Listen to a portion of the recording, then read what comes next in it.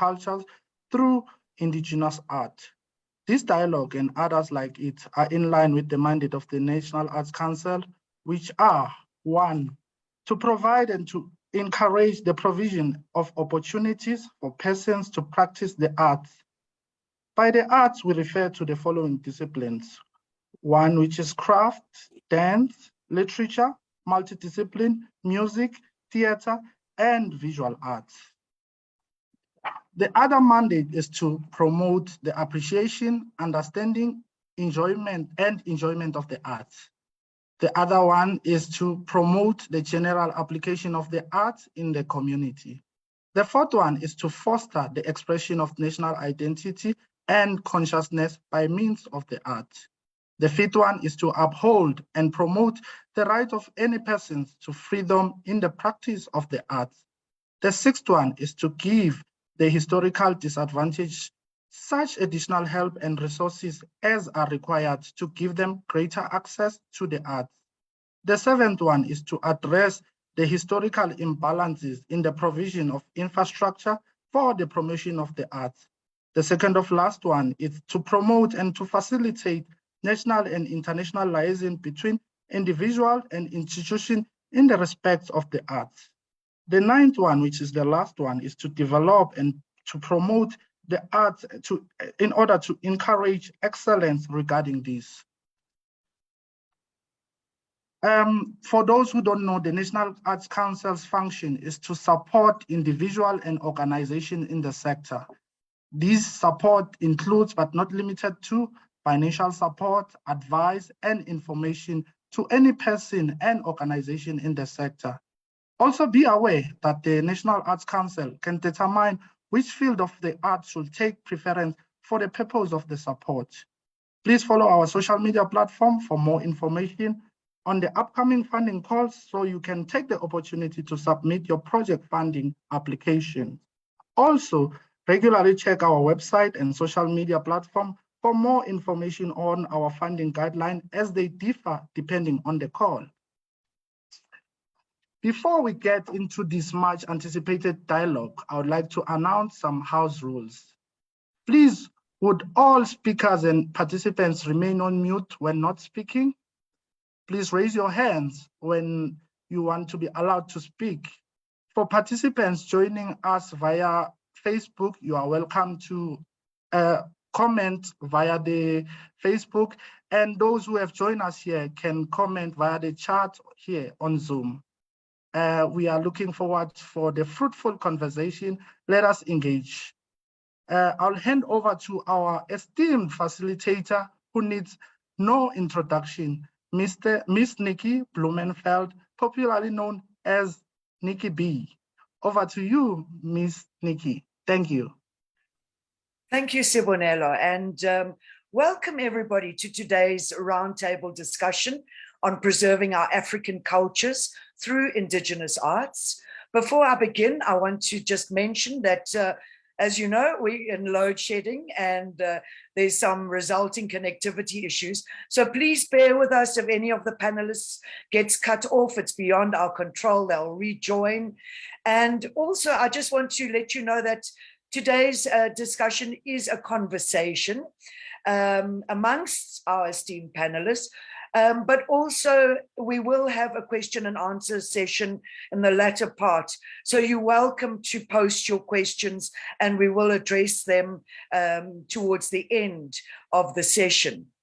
I want to also, before I begin and tell you a little bit about myself, say a very big thanks to the National Arts Council of South Africa, especially to Sibonelo Chauke and to Lebogang Ditswene. I hope I pronounced it right. And of course, we've just come to the end of Heritage Month. We're still in Heritage Month. So today's session is very relevant and we'll be focusing on the importance of cultural legacy and preservation. And we'll be looking at how we can engage and encourage art practitioners to draw inspiration from their own cultures, traditions, and beliefs. Whether this is relevant, everybody has their own views. And if so, how this can be applied in producing artistic content that continues to teach us about, on Africa, about the different countries, and across the globe as well, about African cultures and traditions. So a little bit about myself. Most of you know me from the World Show on Kaya 959. It's the longest running radio show in the country for 25 years. It's a great honor to still be there. But some of you might not know that my background in the arts goes back to almost 4 decades ago. I studied fine art. I specialized in painting. I've exhibited, and I also was very involved in initiating the public art movement in South Africa in 2000, together with another great artist, Andrew Lindsay. At that time, public art, or any form of art in public, was only allowed if it was commissioned by the apartheid government. So in 2000, when we began painting murals and installing sculptures across the city, not only across the city, but across the country and the globe, this really was a pioneering movement of making art accessible to the masses. So my interest and my passion for the arts is because I'm essentially an artist, but also it's been my life's work for almost 4 decades. So today we're going to address what many consider as a Eurocentric mindset, which still seems to exist. And we're going to look at how we can kind of shift this parameter amongst creatives. How do we adapt, evolve, or even change things to promote the African way of doing things and the importance of preserving knowledge for the younger generations? But at the same time, we've got to look at how do we remain relevant and keep it alive. You know, with many young people, they'll say, oh, that's in the past. What is the importance? Is it important? So these are some of the things we are going to be addressing. And again, I'm going to, open it to the panelists. I'm going to introduce each one. And once again, I'm going to stress, this is a discussion. It is a conversation. And I welcome panelists to please contribute if you find something to respond to from your colleagues. I'll call them colleagues for now. So with no further ado, I'm going to briefly allow each panelist to introduce themselves before we get into the meat of what we are talking about. I'm going to give you a brief introduction and I'm going to leave the rest to them to speak about. So the first panelist I'd like to introduce is an actor, playwright, a theater director with, like me, 40 years of experience in the industry. He sits on many boards. And he is still very, very active as a theater director. Welcome, Billy Takada. Billy, are you there? Billy, are you there? I think you're on mute. Yeah, you are on mute, Mr. Billy. Yes. Can you hear me now? We can now. I want to thank everybody for giving me this opportunity to introduce myself. But first and foremost, I want to salute the leadership of the National Arts Council to give us this opportunity of expressing ourselves and our indigenous arts in a manner that is going to benefit every South African. With that in mind, I am Billy Takada, born and bred in Queenstown in 1959. I started acting early as 1977. I then decided to leave Queenstown because of scarcity of jobs. I went to Johannesburg, where I happened to join the late Gibson Kente, where I happened to join the late Boiki Moshambe in the show called Mula and Lord Why. Those shows were banned at some point in time and were forced to go and sleep in jail. To our producers and our directors, they were applauding those arrests because at the end of the show, those shows would sell and fill up the many halls so that people would want to know why we were arrested for asking Lord why. We continue to produce and direct shows of protest theater where we were fighting against apartheid because we believed that the best weapon in which we can be able to overthrow the government is through the protest theater, where we can be able to express ourselves with other countries throughout the world as to show them how are we living in South Africa. With that in mind, I encourage the directors to be also involved in terms of writing so that they can be able to share their ideas, their skills with producers. And I want to congratulate the role that has been played by our traditional leaders in South Africa, by allowing us to perform in their homestead so that we can be able to reach their communities in terms of political education through arts and culture. With that in mind, we have extended our shows and performances to schools, to churches, to even prison, to change the mindset of our community and to show the respect and appreciation of our culture, particularly the political culture, in order to liberate ourselves, as our culture was previously dominated and oppressed by apartheid system. With that in mind, there was a political culture which we wanted to express to our people. Like, we are in South Africa, but if you travel in this country, you will be in Port Elizabeth. From Port Elizabeth, you will be in King Williamstown. From King Williamstown, you will be in Grahamstown. From Grahamstown, you will be in Queenstown. You will find that you are still walking around in England, yet you are in South Africa. We want to change that kind of scenario, whereby we find ourselves in England, and yet we are Africa. Let us congratulate and continue to promote our indigenous heritage so that we can liberate ourselves mentally, socially, and politically. With that in mind, I'm looking forward to share my knowledge and my experience with everybody. Thank you. Thank you, Billy. That's great. Thank you. The next panelist I'd like to introduce is Portia Nkwani. Please correct my click, Portia. She is a dancer, a choreographer, an actor, and a singer. She's also a cultural activist, and she's the founder of Portia Nkwani Foundation. Welcome, Portia. Molweni, sanbonani. What an honor to be here today and being able to share my space with you guys. Thank you so much. For those who don't know, igama lami uPortia Wakancwane, uZungu Manzini, unyamakayishi ishangaba pepezele, hailing from KwaZulu-Natal. Thank you, Nikki, for the introduction.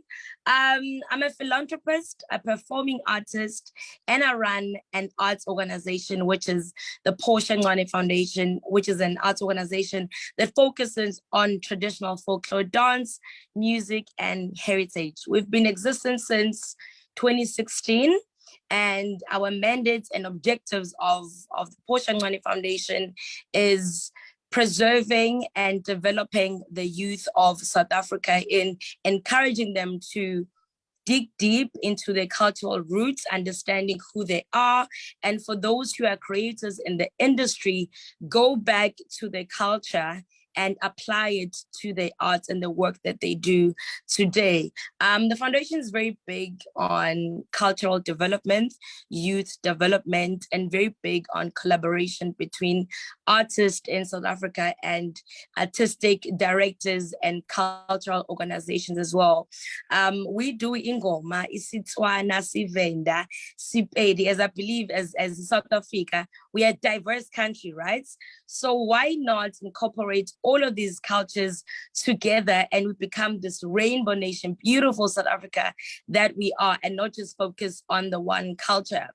So I'm really looking forward to engaging today and listening to my fellow panelists as well, as I believe most of them have deeper knowledge on the culture and the history side of things, as I'm still part of the youth and still learning as well. And having have worked with some of the panelists has opened up my mind beyond what I could have imagined. So what really struck my mind and the approach that I wanted to take today's conversation is, yes, we're celebrating Heritage Month, and seeing on social media, we've had a huge impact, especially on social media. When it comes to TikTokers, especially, what I've seen, the rounds that have been going about on TikTok, I've seen universities coming together. There's Wits University, and I believe UKZN, UJ, there's Cape Town, where groups coming together. These are students, right? They come in together and they practice ingoma. They share amahubo, they come together, which is a spirit of university. So that struck out for me as to say that is one way of preserving our culture through the indigenous arts, or which is through musica, of learning of amahubo, of ukshaya ingoba. Now, to furthermore elaborate on the cultures, why don't we continue doing that with other cultures as well? And it shouldn't be just isiZulu. We've also got abeSuthu, we've also got abeTswana, we've also got abaVenda. So let's continue doing that, and the spirit of togetherness and collaboration. So thank you so much, Nikki, and I'm looking forward to this engagement. Thank you. Thank you, Portia. I think that's an interesting point that we can maybe address a little bit later when we get into the discussion. The impact of social media, how it can be used as a tool. Right. Now, the next I've got, sorry, Nikki, before I forgot, I actually have a video that I wanted to share a bit of the work that I do as a Portia Ngwane Foundation. Thank you. Thank you. I forgot you.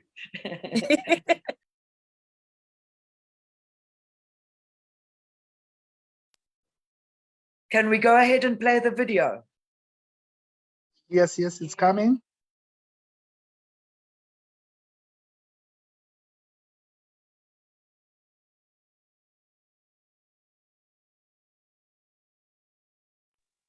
There's no sound, Lebo.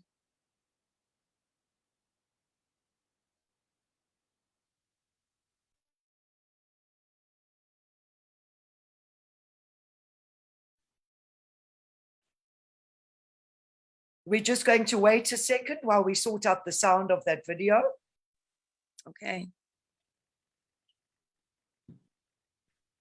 Sibonelo, maybe you can tell us, should we move on? Oh, there we go. Yes.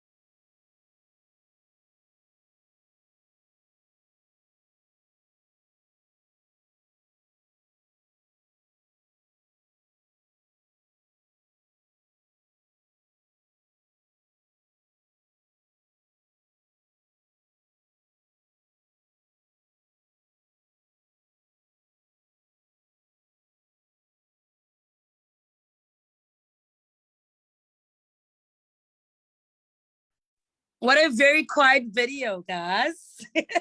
What a very quiet video. But I think, Portia, you know, and you'll speak more about it, but I think that just shows the richness of the kind of work you're involved in.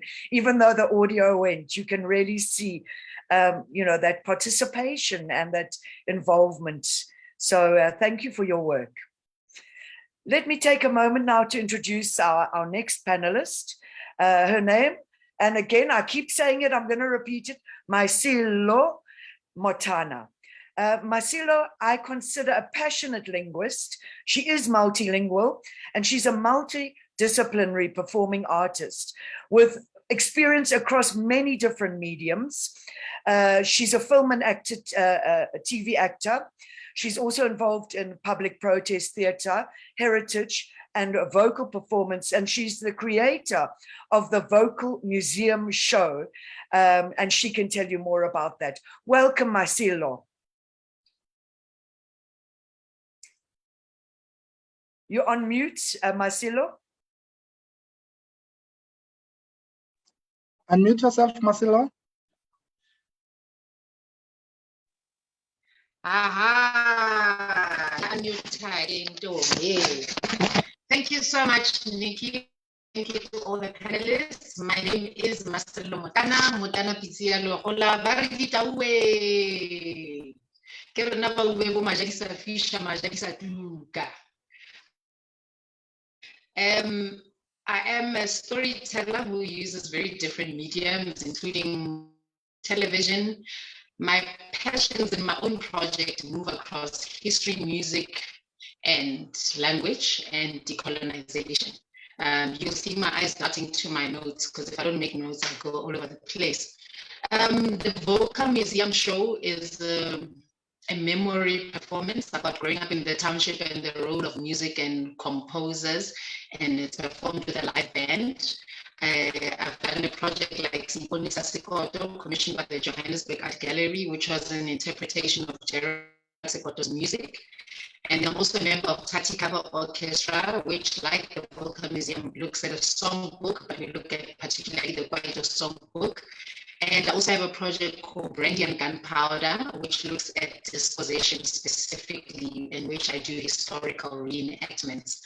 I do have a video from Brandy and Gunpowder, but if it doesn't have sound, yeah, I think we can just stick to the talking. And in there, I'm looking at heritage beyond beads, you know, beyond colorful clothing. I mean, I wear colorful clothing every day, but land is heritage. If we're going to talk about crafts, where are the materials for those crafts sourced from?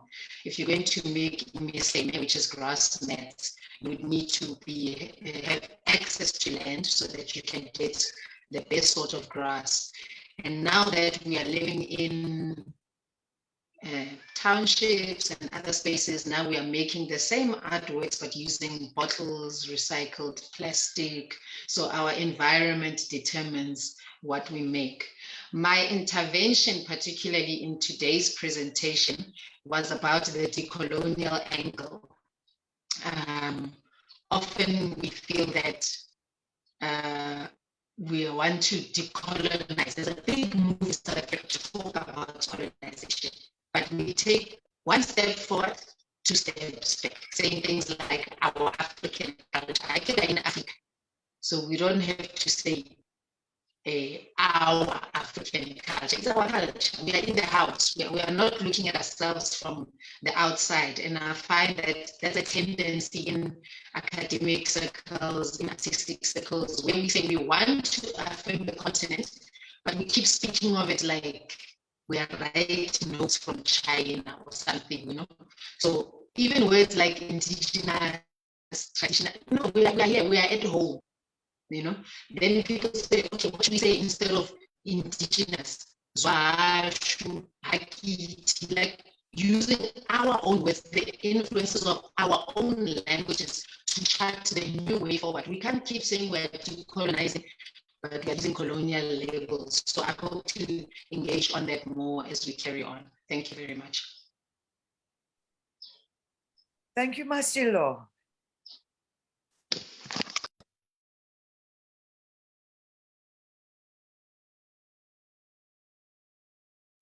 Oh, you can continue, Nikki. Marcelo said the video is no use without a sound. Oh, okay. Okay. It's a beautiful video, but maybe people can watch it on one of the platforms. Marcelo, maybe you can tell people where to watch it a little bit later. But the next panelist, last but certainly not least, is a man who also needs no introduction. I think each and every one of us has been touched by his exceptional voice and his profound blend of music bringing together contemporary and traditional elements in his music.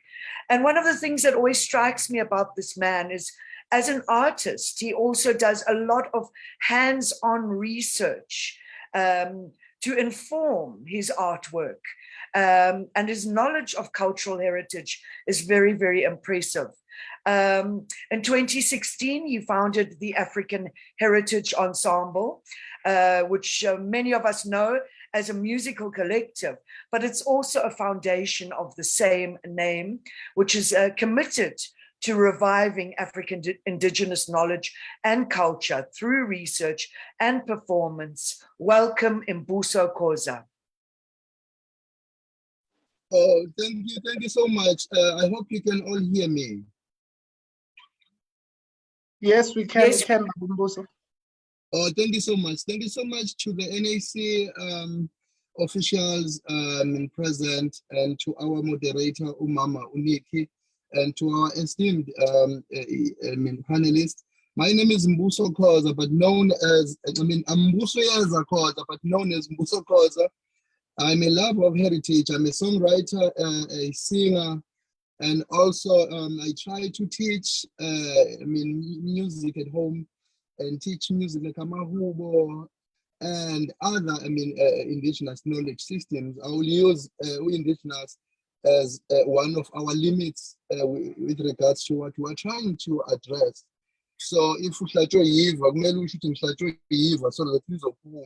so at some point I understand colonial will need to take it out at some point and begin to speak about ourselves. I really applaud what Sisi Umasilo just said. So in 2013, I won a Best Jazz award at the time. And then later, I looked at the gaps in the heritage field. Have we asked ourselves, what is the distinction between history, culture, and heritage? We just celebrate, we think heritage and culture is one and the same thing. So now if we want to promote our cultures, it has to go back to the linguistic segments, to the histories, to the melodies, to the histories even behind those artifacts, how they were made, and then we can speak. But if our culture is about commemoration, and then on Heritage Day, we all remember that we were once Amangoni or Bamatsong, then gonna have a problem. And we are doing it for reporting. We are not doing it because we love it. We're doing it because NAC must give us funding to do that thing, and then I make a big score. So we need to come to terms with who we are and say, some of the problems that we are having are caused by us, Black people, by thinking now heritage is a way of making money, but it's not a way of maybe acquiring a new evolution, and say we are learning from those who came before us. So now history comes in as an intervention to record happenings. After those happenings, maybe cultures are born. But as time goes, you can practice certain cultures and traditions. This is why we safeguard them as what? As heritage, because it is what we inherited from those who came before us. Moving forward to traditions, they are born of these heritages that we once had.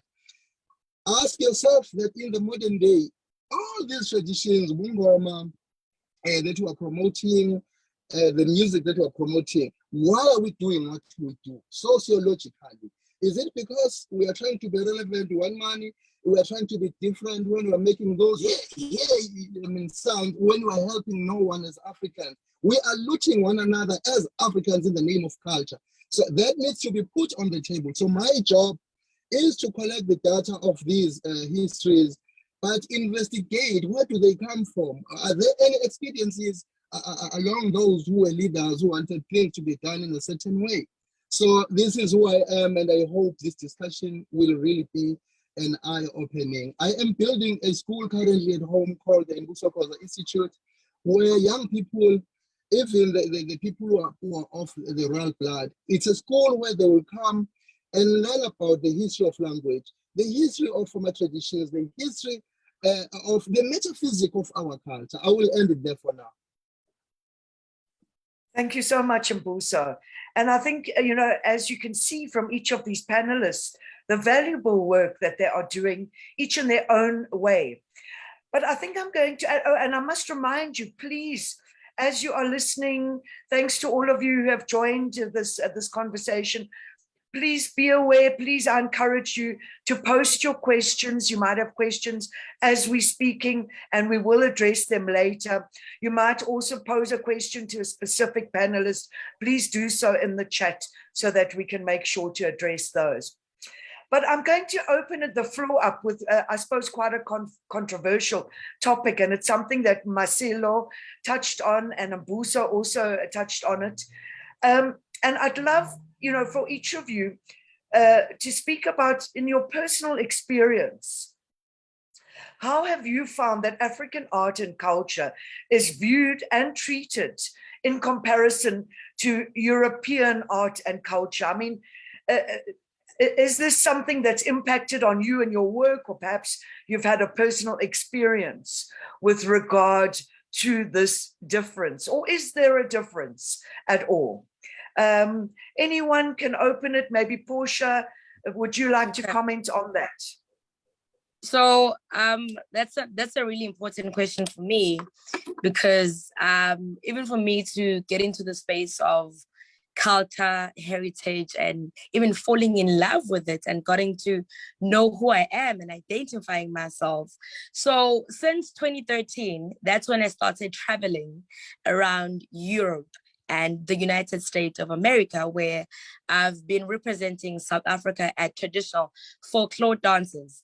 Now, what I got to realize is that on the other side of the countries, our culture as Africans is being more appreciated than how we here in South Africa is being appreciated. To tell you, when we travel that side, I promise you, we are treated like kings and queens. And especially when South Africans arrive, we are there. They feel our presence. They appreciate the richness that we come with. They appreciate the different dances that we come with. They appreciate the music that we come with. But we're also say, yeah, in South Africa, it's very difficult. And if you're comparing the old days and the modern days now, we're only starting to appreciate our cultures now. Because why? Because of social media and all these videos that have been trending, people sharing. Now people are getting more comfortable in terms of, oh, I'm a proudly Zulu, I'm a proudly Sotho person, I'm a proudly Tswana. So I honestly feel we can do so much more than when Ukoza touched on how we can go beyond just appreciating the culture, doing it to report and just for seeking funds from the National Arts Council. How about we get in each other's spaces and collaborate and learn to appreciate each other as African people, rather than just doing it for the fans and just moving along. There's so much to unpack from what we do. We have this beautiful gift that I've been gifted at. The diversity that we are as South Africa. So I have to say, when you're comparing the cultures on Spain, Italy, in the European side to South Africa, we are very different. With everything that we do, our cultures, we've got power. We've got power. When you get into that stage, they feel our presence. I promise you, they know the Zulus are there. They know the Botswanas are there. They know the vendors are there. From the music to the African drumming to the stomping of the feet. So I gotta say, we are one country that is blessed beyond, and with what we have, we can do so much more. Do more research rather than just passing by and just only celebrate Heritage Month when it's that month only.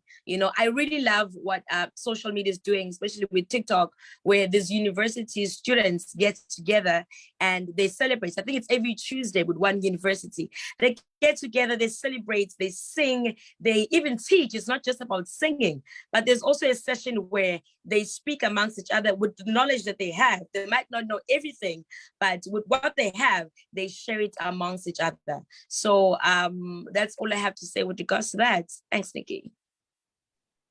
Thank you, Portia. And again, brought up very interesting points.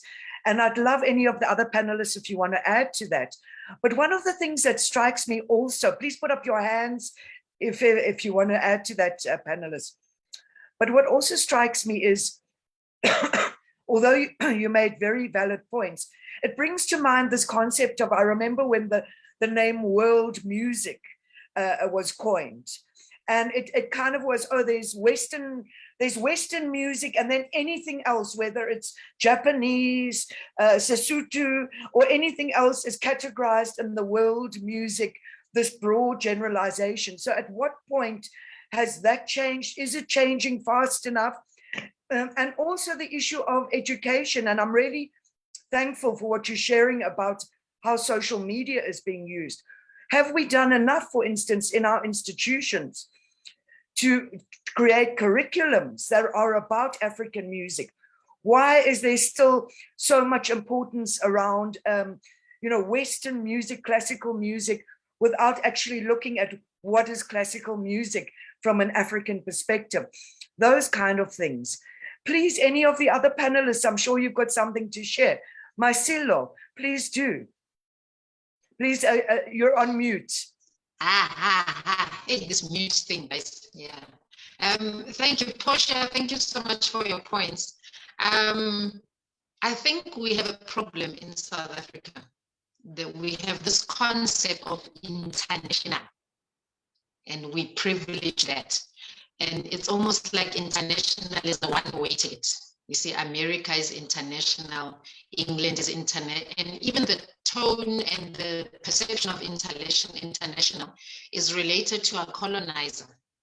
It's not often Holland, Japan, yeah, well, it's a one-way traffic.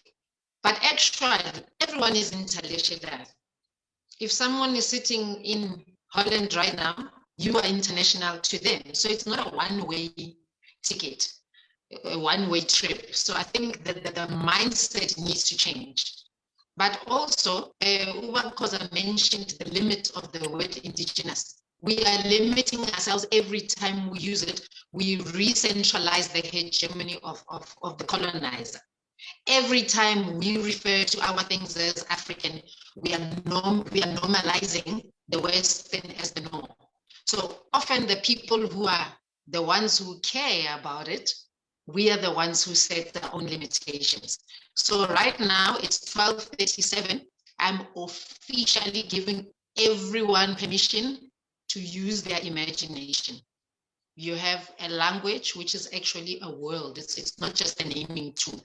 You can use any word from your language. We will feel what you are trying to say. We don't have to keep saying African indigenous. We are already in the heart. We are in the home. So we need to change. If we want to change the perception, we have to change the way we speak about ourselves to each other. I think that's a very important thing. And then how our cultures are, it's up to us. We are the ones who are, again, we give people permission to treat us or to treat our culture in a particular way in our own country. I mean, you've had the show going, exposing us to the whole continent. While the national broadcaster, I'm sure the NAC can whisper about this, because they're all AC, has 24 hours a day, but they only have one small slot for the tradition of the station of their language. So if it's on the Sepedi channel, it's only Sepedi music. The music don't speak to each other. And those are the things that we should be doing when it comes to days like Heritage Day, measuring how far have we come to have exchanges between the cultures themselves. Not every year you have a long theme and it includes social cohesion, all these words that don't really mean nothing on a day-to-day basis. Instead of monitoring, how are we advancing our culture within our own country instead of it being a lingo-based identity? Thank you, Marcelo. That's beautifully put. Well done for that comment. I mean, I appreciate that. And in fact, I just had a comment from Vicky, who says, we need our African languages in schools and art being more celebrated. And I like that word, celebrated, that Vicky's used. I think, Marcelo, you will relate to that as well. This issue of let us celebrate who we are rather than marginalize cultures, the different cultures again. I think that's really important. Billy, have you got anything you want to respond to in the light of this, the distinction between what is European art and culture and African culture or cultures and traditions? Billy? I am with you. In South Africa, we still have a great challenge of not appreciating our own culture. The manner in which we are lacking audiences when we perform around our country, it's quite disturbing and it's really shocking. But when we go abroad, we would find that we are flocking people to be full into halls, into theaters. And you ask yourself, why can't it be the same at home? That there are people who support art so much greatly. And I think we have a challenge of audience development, because when we are taking tours around the country, we find other venues being very, very, very empty, as if people, they do not appreciate their own or our own cultures. And I want to say, we need to have a change in our curriculum system to the government in terms of education. Arts, heritage, and culture must be part and parcel of the curriculum, where learners, they write and be recognized through certificates. It's like temporal issue, extra curriculum, when you are talking of arts and culture. It must be a subject and be included in the curriculum so that our kids, they grow and grow with the system until they reach university level. It must not be something new when they are at Rhodes University studying dance and drama. I should think they must have a base from lower classes up to university level. That's, I think. Thank you so much, Billy. Mbuso, have you got a comment on this? I mean, in terms of your experience and also in terms of your work and what you do, what are the steps that we can each one of us take as cultural practitioners or as individuals? Mbuso. Yes, I think we need to exercise irrationality as Africans, because we will remember that around 1806, we were visited by the missionaries. 1497, we were visited by the Portuguese, led by Abo Vasco da Gama and others. So now, when we were given this hymnody, a hymn book that we were given, it came with annotated music.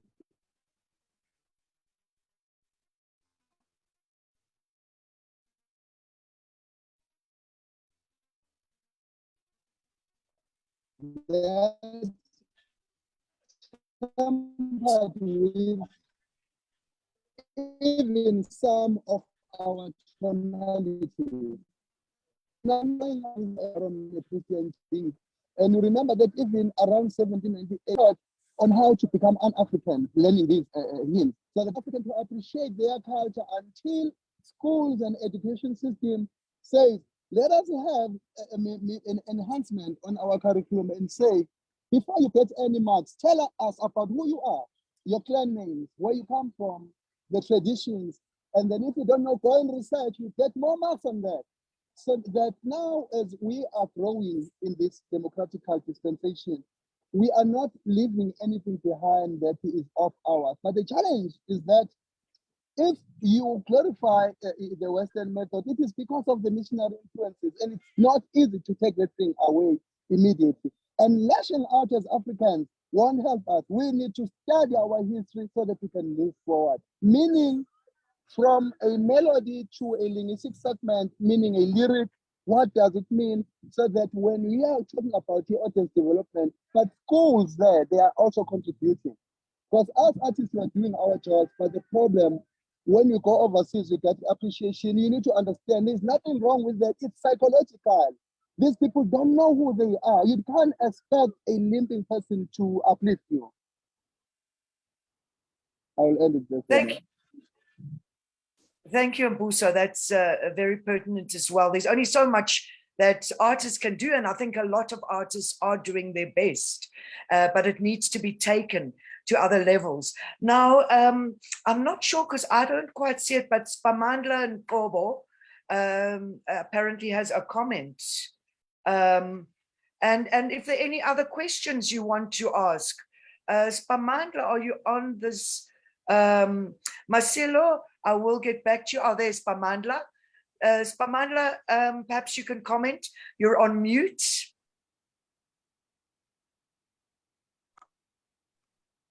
Yes. No, Nonike, I think Spamandla's hand has been raised for a while now. We will give him a chance during the question and answer segment. We can continue with the engagement. Thank you. Okay, thank you. And again, please remember to write your questions as we're going through so you don't forget them. I want to move to the next question or discussion point. Oh, sorry, Marcelo, I forgot about you. Please continue. Yeah, I just wanted to respond to something on top of what Wabkoza has said about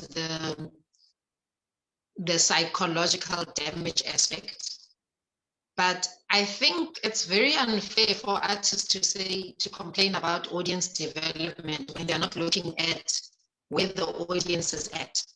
Theaters open at 8, but taxis end at 7. We can't say people must fill the theaters and compare ourselves to the West when we don't look at the environment we are in. There are artists who are performing at taxi ranks every single day. Those are the people who understand the audience dynamics in South Africa.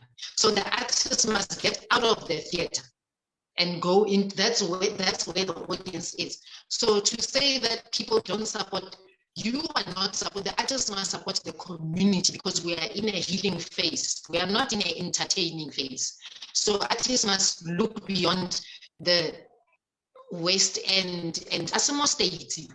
If you want an audience, go and get it. Don't say, oh, the audience doesn't. No, for me, I think that's unfair. In fact, on that note, Marcelo, I remember Mbuso, you can correct me, but I remember Mbuso when he started, he would literally drive from Joburg to KZN and stop at every taxi rank and play his music and open his booth selling CDs. Am I right, Mbuso? yeah, I sold 15,000 copies on the street, but the challenge with that as well, people don't want to support. You may go to the streets, but they still want free beers. But I think Ubaba, Billy, what he was saying about the audience development and complaining about why South Africans are not flocking to watch their shows. It is because theaters are not promoting African content enough. They would rather about Cinderella and other European shows, and then they're making sure that they're out there and with all the infrastructures. But I don't think with our music and our art belongs on the street only. We need to occupy each and every space, and theaters and organizations who are helping the arts, they need to prioritize African culture. But that will come by having these causes around culture, like what VET is doing with public. I did public culture in 2018. It opened my eyes around the cultural management and policy and what the museology should be doing. You look at the Fort Rekker Monument, it has more funds than Isandlwana. When you go to Isandlwana after the batch of 1879, you will be ashamed. It's more like a classroom, that museum. So we need to question that at the core of the articulation of culture, and then say, I love what Marcelo is saying about artists becoming the community a servant, not celebrating. However, that needs to be, really to be well planned, because there's a thin line between cheapening your career by going to the street and you roast by the sun, then people are laughing at you and you get nothing and you get depressed. But there's a difference when you go on the street to the community with a plan of engagement with the community and what you wanna talk about. Because the thing I wanted to say earlier, I hope people understand that we are not here to sell any ideology or any religion or any culture, but we are here to invite one another to come and think together. Thank you. Thank you, Mbuso. Another Facebook comment, thanks to Vicky, saying, I believe we also need a channel that will air more theatre work because we are missing a lot and we are losing our roots. And she says, I also agree with Marcelo. Thank you for that comment, Vicky. Please, anyone else, feel free to comment on the Facebook channel. Again, send your questions as well. The next area I'm going to touch on, and again, quite, I suppose, controversial. We speak a lot about, getting the work of different cultures exposed. But if I can go a little bit further in that question and say, why is it important? What is the importance of promoting our art and culture? And how does this impact on preservation of heritage? Why is it important? We're living in a global world. Most young people are exposed to the internet, what we call the MTV generation. Why is it still important?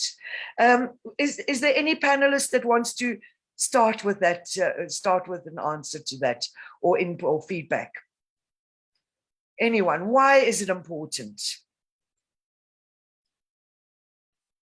Billy? Yeah. Okay, if I may chip in.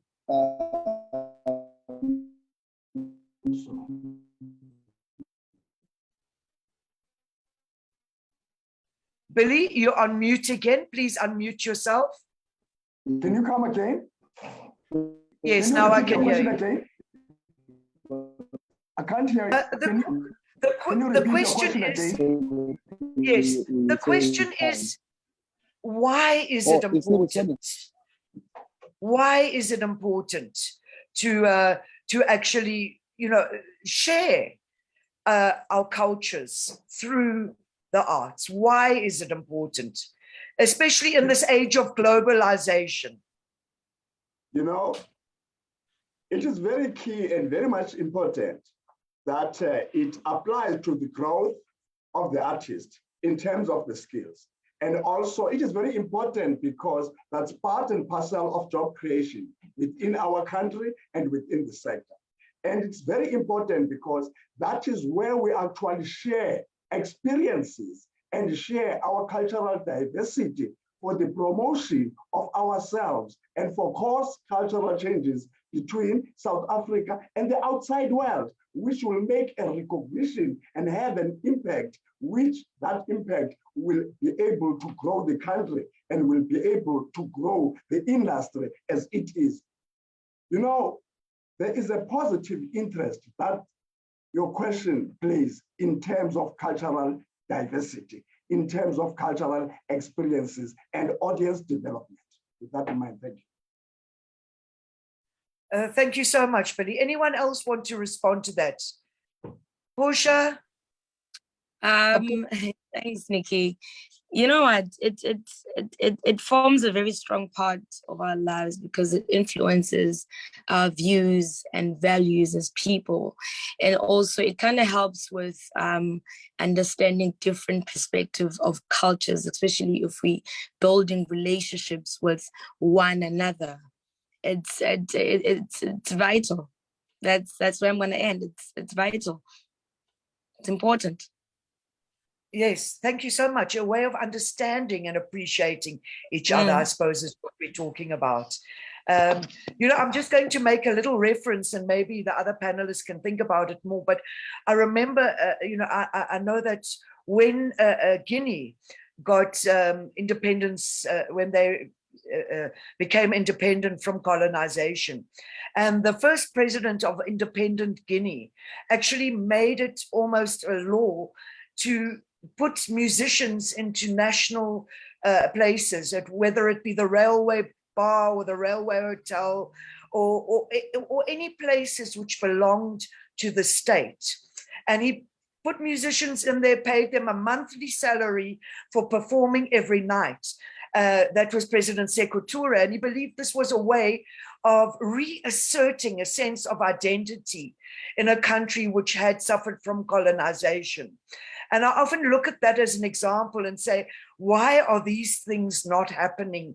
Aren't these wonderful ways, to use state properties or state venues to actually not only support the artists, but also to encourage and enhance the strength of identity? Because I think we can all admit there has been a wound created through colonization and through systems like the apartheid government. And these are things that artists, I give thanks to the artists of this country, for many of them have addressed this in their work. The next question I'm going to pose. Sorry, can I answer to that? Please do, Masilo, and then Mbuso. Yeah. That example, it also happened in Senegal, but you see, we can't compare independence with democracy, because independence means that there's a recognition that there needs to be a thorough change, not a handover of power. You know what I mean? So in South Africa, there was a rush to reconcile between blacks and whites, not between the wound of colonization. That's why we never approached that, because we actually have enough artists to go into what you're bringing. And if you look at Cuba, and it's surprising because the ANC was surrounded by, they worked with the Cubans, but when Fidel Castro took over, he said, stop the glory. We're not going to carry on as normal. Everyone who can read, go teach people literacy so that when we communicate, we are all on the same level. That takes caring from the leadership. And in South Africa, as Black people, we haven't been even announced that we are people. We haven't been, everyone keeps saying, oh, colonization has dehumanized us. We haven't rehumanized.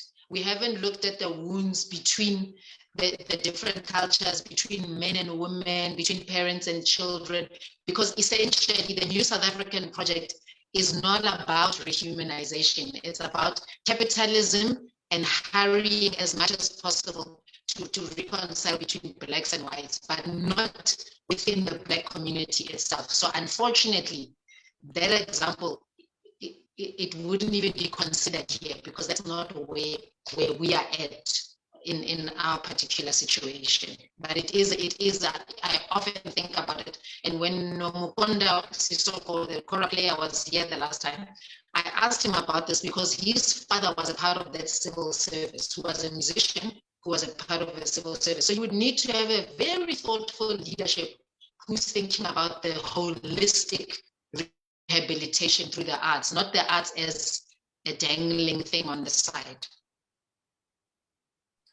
Thank you, Masilo. I think that's a very, very vital point. Also, just another Facebook comment from Nondumiso, who says, I agree with you, Masilo, but also people need to be taught the culture of theatre. I think he was going back to the previous point, so as not to lower your standards, because taking your work designed to be performed in a taxi rank for free does compromise the standards which we are trying so much to raise.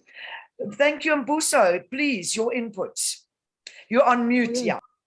Oh yes, we were. I mean, if it was on that question, with the importance of preserving our cultures, we need to ask two questions: is it preserving, or is it conserving, or is it both, or is it safeguarding? If you're safeguarding it, it means you're guarding it so that no one can do anything about it. But what are you doing about it?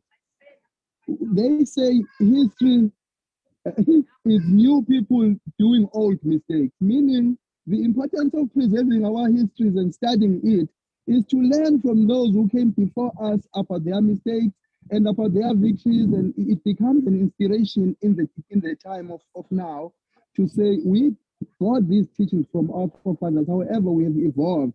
This is why on certain days we have to commemorate maybe Sikukune or King Mshweshwe as means to remind ourselves. And to remember is not a recollection of memories for me.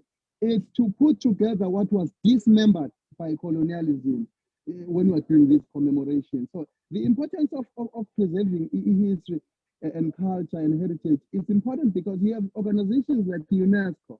They come all traveling all over the world, collecting these artifacts, these histories, and later you come to what you call a metaphysical, a metaphysical culture or a meta culture, meaning it transcends the owner. Now, our cultures are being seen on the world stages, but now it is seen as a culture that come in like pluralism among other cultures. When are we going to make a mark as South Africans with our culture? Is when we sit down, we study these cultures, we question them, then when we are preserving them, we know what is not good for us and what will work in the future. Because when we speak of evolution, there are different kinds of evolution. You have your parallel evolution, you have your divergent evolution.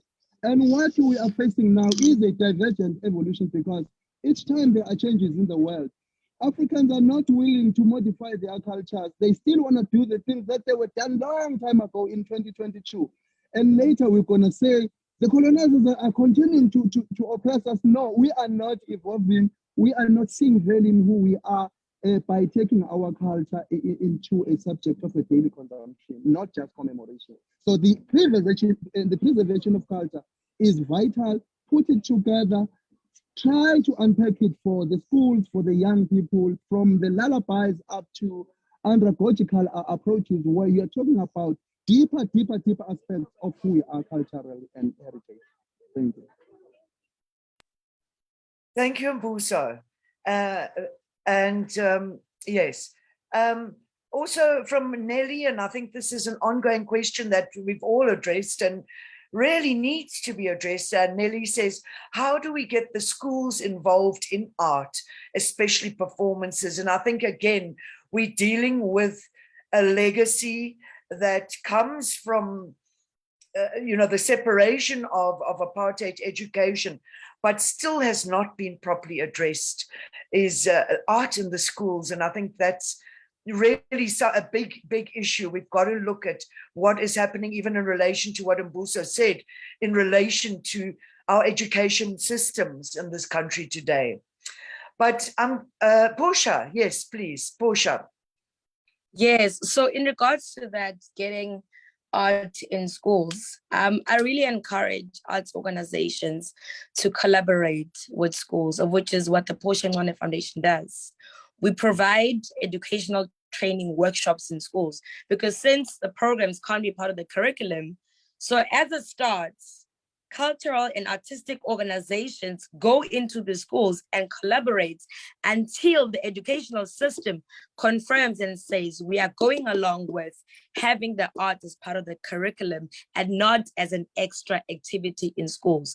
So as a step, arts organizations, if you're an arts organization that does dancing, collaborate with the local school in your area. If you do music, collaborate with that school. If there's a certain group in the community, that group must go to that school and collaborate. That's a start, right? It's a start. And Portia, would you say, for instance, there are certain grants available that many artists are applying for? Would you, in the light of that, for example, say, appeal to artists to say, whatever you're applying for, perhaps try and include an element which is imparting that knowledge, reaching out to a school or a community? Maybe that is one. I'm just making that as a suggestion. Maybe that's one thing we can look at as artists to say, although you might be raising money for your music project or your theater performance, keep a little bit of that project and maybe try and see how you can include it in to collaborate with a school or an institution. Would you say that would be one of the solutions? It would be, Nikki. I mean, I understand as an artist, I'm more privileged living in an urban area as opposed to those who live in rural areas. Most of them don't have access to the internet, to grants, understanding of drafting proposals. So for those who have access to grants, they must collaborate with those who don't have access to applying for grants. So it goes back to collaboration between the arts organization, between artists. Let's collaborate before we even get to funds, money. Yes, we do need money, and we're struggling as artists, we're struggling as dancers, we're struggling as actors, theater actors, you know. So as a foundation, and which is something that has worked for me step by step, I'm seeing results, even though the foundation is not actively funded, but the National Arts Council has been the one company that planted a seed in the foundation. Because when we started, we didn't have funding. I legit used funds saved from my own salary to start executing the work that we do. And that's when the National Arts Council, and that's when I met Mr. Zinzira Mateba, who encouraged me to continue with the work that we do up until today. It's been collaboration up until, if a company would come and say, Portia Ngwane, we need to collaborate, and they say, we don't have a budget, that's fine. Let's look at sorting out transportation for my artists. Let's look at, do we need food? How far do we need to go? But now, I understand it gets very, very tough, and you can't always be focusing on, being okay with just getting transportation, being okay with just getting food when you go perform at these places. Arts needs to be taken seriously in South Africa. As much as, these turn-ups, this jumping, it's party, it's all nice. So the same thing as cultural events, we must be acknowledged. They must be acknowledged. Cultural artists must be acknowledged. Do you know how sad it is, Nikki, when you go to a traditional event and there's a traditional group there that performs and they are not being acknowledged rightfully? You know what they're typically called? Ingane zengoma, of which is ayingane. It's just kids who abasinayo, and that is heartbreaking.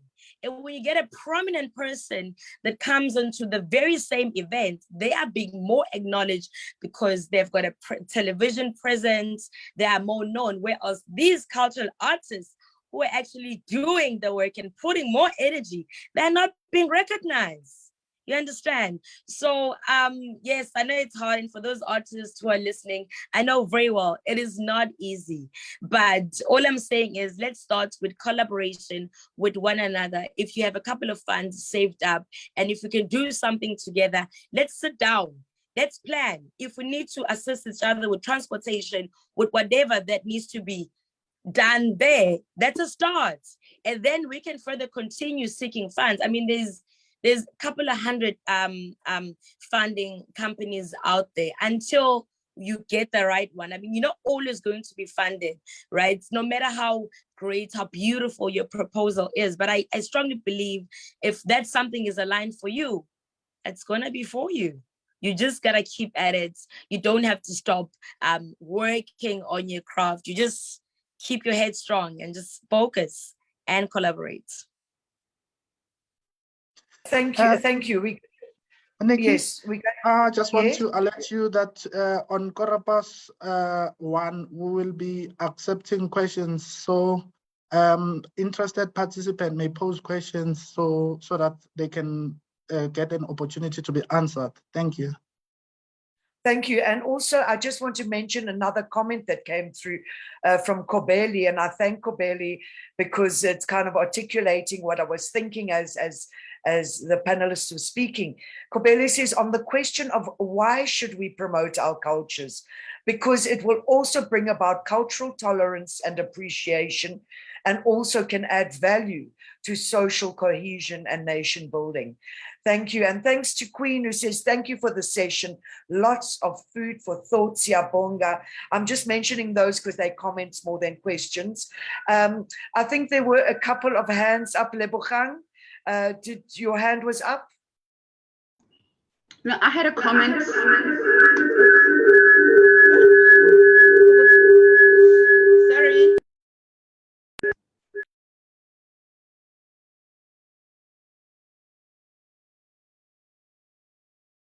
to mute then. Can you hear me? I think turn off your speaker, Lebogang.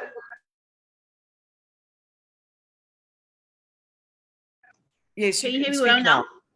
Great. Yes, very well. I had a comment about the importance of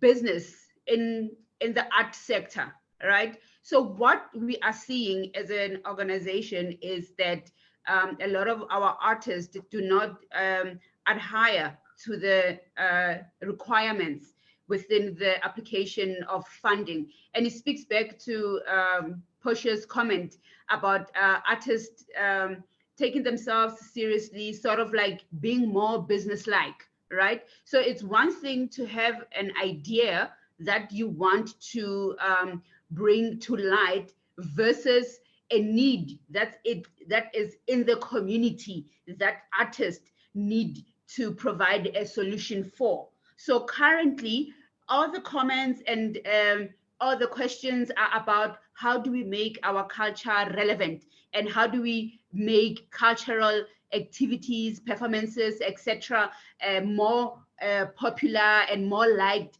by the community. I also want to bring back that comment from Marcelo to say artists are complaining that they're not getting support from the communities, but they are not going to where the communities are. So there needs to also be a discussion or even a shift in thinking from artists from looking at their work from a business point of view. You know, you're saying that and you're noticing that the community, the society, we don't know our culture, we don't know ourselves. So how do we appreciate the cultural work that artists do for the community? But we artists do not put together a product that will be liked and consumed by their audiences. So I think more discussions need to have around the business in the art sector and the requirements that the artists need to meet in order for their art projects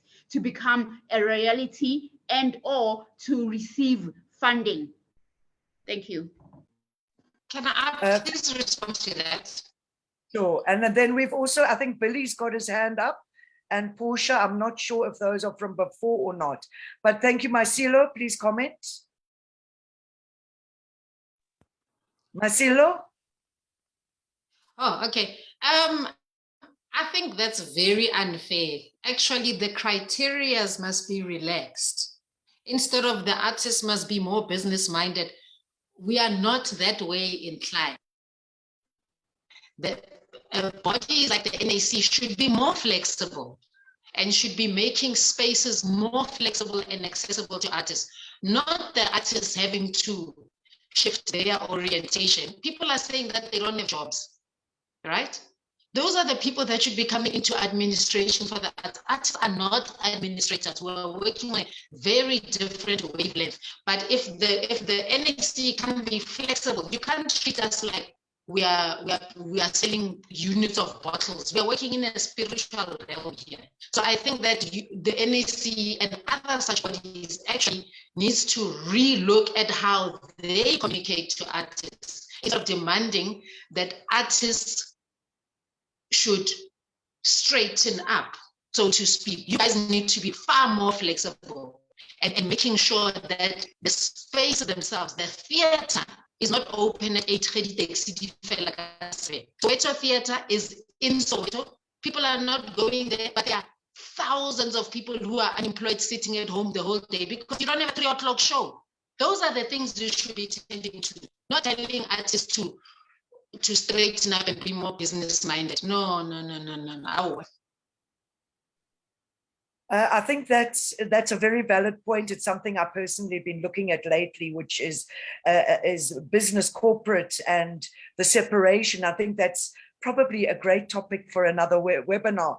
So please, guys, if you're hosting another webinar, maybe we must look at that the distinction between, it seems these days that corporate is the new God or the new religion that everybody has to subscribe to, but nurses are not corporates. People who clean our streets are not corporates, and artists certainly are not corporate. Some of them are fortunate enough to have both skills, but many don't. Billy, you've had your hand up for a while. Is there a comment you want to say? Oh, yes. Thank you very much. In my view, I do not think that it should only be the responsibility of the National Council to fund arts organization and individuals. We have our municipalities who are bent on rejecting our application, and they are claiming that we are not on their agenda in terms of supporting arts. Yet we are the developers and promoters of the very same cities we live in, of the very same rural areas we live in, and yet these politicians in our municipalities, whether it be at district level, local level, they don't recognize the arts and culture as a sector that needs to be funded. And also to go further in terms of rural traditional leaders. We need to begin to work closely with rural traditional leaders so that we can be able to be at a level whereby we can share skills with the rural groups in terms of arts administration, in terms of arts business. There are technicalities and challenges within the application of the National Arts Council, particularly when we are faced now with this load shedding issue. People in rural areas, they find it difficult to apply online. They have a challenge of the system of the application. They have a challenge of load shedding. They have a challenge of being not guided and be facilitated in terms of workshops. We need to go and put our hands together to pass on the knowledge we have in order we collaborate with the rural artists for their economic development and women empowerment, as they are sidelined in most of the urban festivals and urban activities. Thank you. Thank you, Billy. And I think in the light of that, Azar wrote in a really good comment, besides what you're talking about in the rural areas. Azar says, we could do ourselves a favor by taking our elder citizens from old age homes and making them induct their grandchildren with Indigenous knowledge systems. And again, these are really important comments. It's not just with the children, it's also with the elderly. It's we are sitting somewhere maybe in the middle, but what about those who came before us and drawing from them? Also a comment from Inkotatseng, I hope I pronounce it properly, Kotatseng, who says, we do have creative arts in schools from grade 4 to grade 9. However, our teachers are not subject matter experts, and most of them don't follow curriculum. My question is, how do we formalize and support partnerships between arts organizations and schools? Which criteria can be followed to afford learners training that can bear credits and be developed to finally be a full qualification? I think that's a really important point, and maybe there's somebody who can address it. Portia, your hand is up. Okay, Nikki, to answer, I don't know if it was a question from Azar. She or he says that we could do ourselves a favor by taking our elder citizens from old age homes and making them induct their children with Indigenous knowledge system. This truly goes back to storytelling. Sitting around a bonfire, you at home, ubasimbawula, you are telling a story, inganekwane, basically. That's one of the things. Let's go back to how we did things back then. I experienced that recently, where we sat around Simbawule Kaya Imbawula, well, it's umlilo, right? I'm gonna put it in simplified form. It's a bonfire, and then you sit around it. You can harmonize amongst each other. You can sing praise songs. You can sing amahubo, of which is part of storytelling. So we can encourage our grandparents to continue telling stories to their grandkids, because I don't think Inganegwani is still being told nowadays. I don't know. Correct me for those who think I'm wrong, but let's go back to telling stories. You know, those kind of stories. Let's invite that into our homes, our African homes, right? And then to go back to Hota saying comments saying that I'm going to go quickly down to which criteria can be followed to afford learners training that can bear credits and be developed to finally be a full qualification.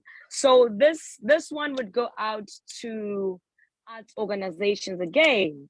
So if you're providing training workshops, we need to try and be SETA accredited. So whatever programs that we give out to the participants, and if we give them certificates, those certificates will be recognized and credited. And whatever facilitators that we have in our organizations, they are well properly trained, right? Since it's not final, it's not confirmed with our educational systems in school where we want to encourage having art as part of the curriculum. Let's us as arts organization have our NPOs, our NGOs, our community centers be SETA accredited. I know it's quite a process. Even my own foundation is not credited as yet, but we are in the process of doing that.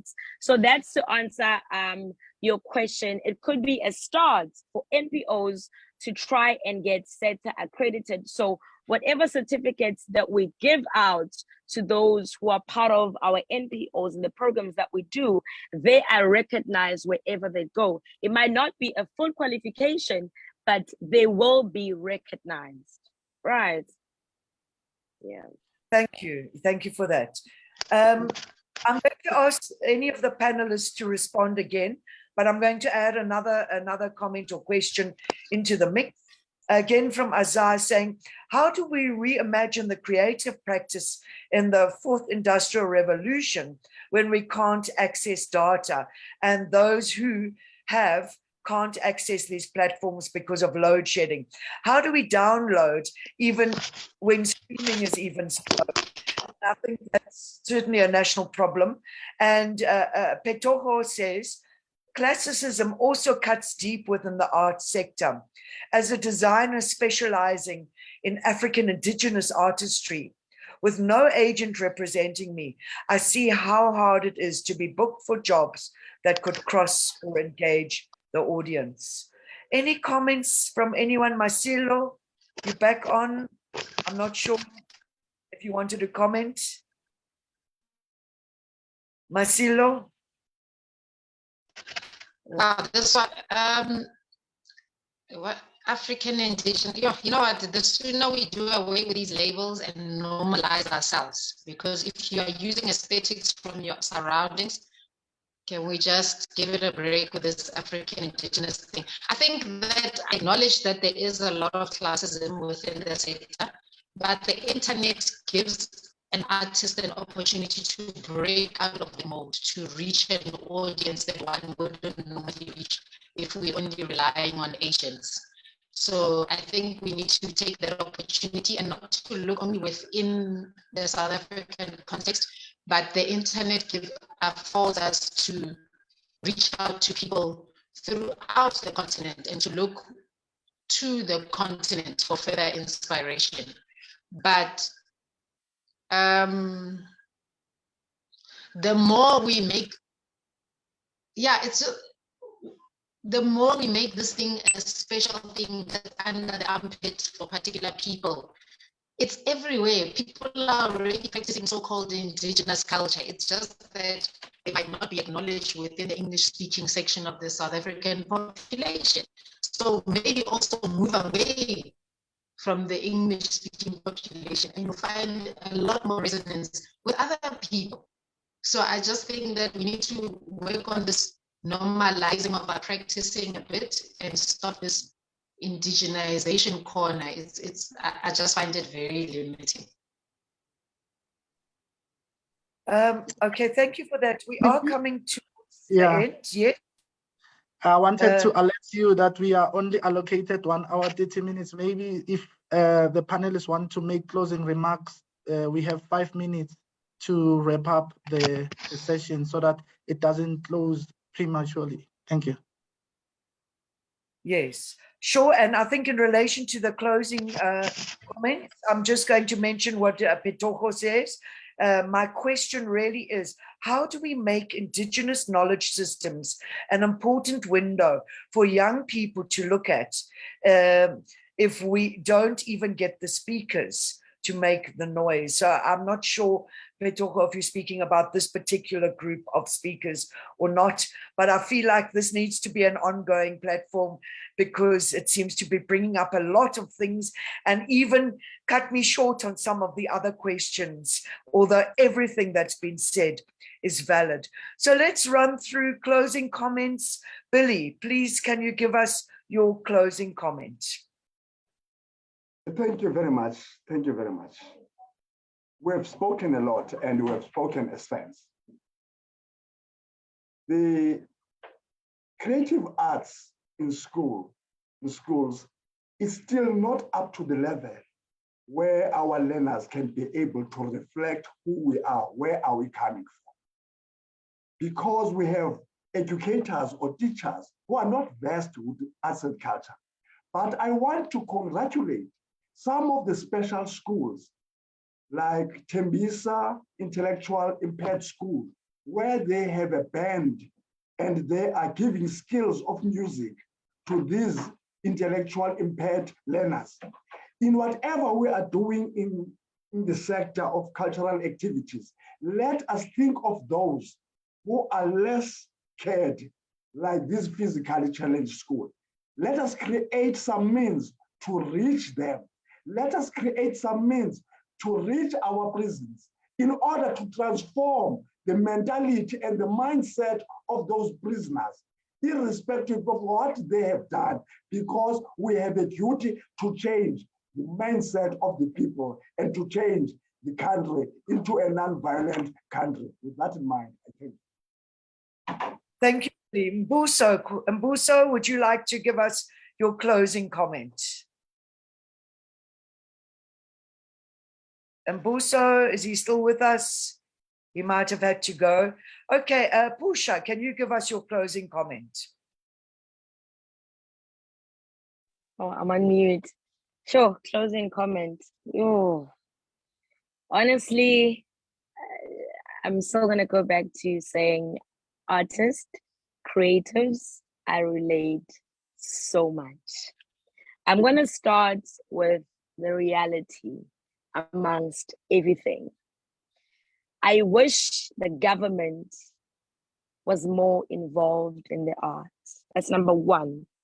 Number two, can the people of power in these powerful positions really position themselves into engaging with these cultural artists? People of power in these powerful positions, people that run companies, organizations, NGOs, let's collaborate.